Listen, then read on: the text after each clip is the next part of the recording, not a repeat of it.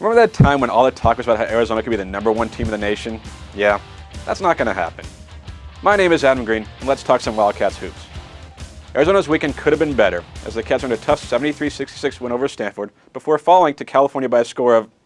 Excuse me for just a second, I gotta take this. Hello? Yeah, I'm kind of busy right now. I'm doing a video, CAT scan, you may have heard of it. Oh yeah, I'm talking about the Cal game, yeah. Oh yeah, Alan Crabb was ridiculous. You mean he's still scoring points? Is that even possible? The game ended...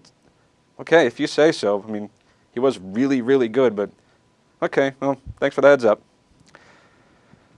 Okay, sorry about that. I guess the score doesn't really matter so much. The Wildcats had no answer for Alan Crabb in this one. That happens sometimes, though it's not fun to watch. But still, the Wildcats lost a game they were favored to win by 12.5 points, and that isn't good. It was the team's first loss to a team that did not have a top 50 RPI, and put them back in the cluster that is known as the Pac-12 contenders. But more important than that, it showed the Wildcats were vulnerable to zone defenses, as Cal's led to a 17-2 run to start the second half, and that half buried Arizona. Is it a disappointing game? Absolutely. This is hardly a defeat that will end Arizona's season. If it was, any of the other half-dozen top 10 teams to lose last week would be in the same boat. And that's just it. On their own, Arizona's struggles this season would be alarming. But taking in the context of how the season is playing out all across the country, and you start to see that every one of the top teams has issues. The Wildcats are in a group of about 15 or so teams that could make a deep tournament run or be bounced in the first weekend. Now, it'd be nice if the Cats started to separate themselves a bit, but that's just not going to happen. Instead, what we have is a team that has lost just 3 games and is ranked 9th in the country. And hey, for what it's worth, the team that was a Jamel Horn 3 away from being in the Final Four a couple years ago lost 6 regular season games and had its issues against non-great teams USC and Oregon State. Now, that's not to say this Arizona team is as good as that one or is a favorite to go to the Final Four, because there's no Derek Williams to cover up a lot of the team's holes.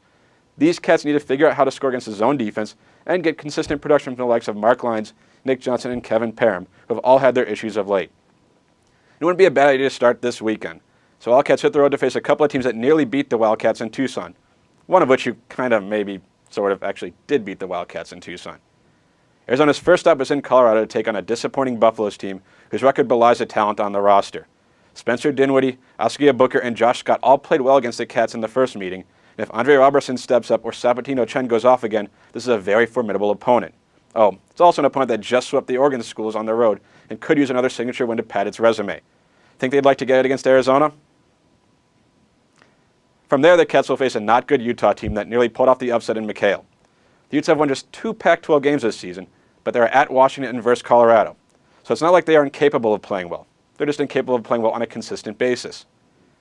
Well, that's going to do it for this edition of CAT Scan. For thoughts on the team without my face, you should check out Bearing Down with Adam and Jarrett. It's a podcast. And if you want to boost my ego, I ask that you follow me on Twitter, @TheAdamGreen. Thanks for watching. Listen again next week, right here on ArizonaSports.com.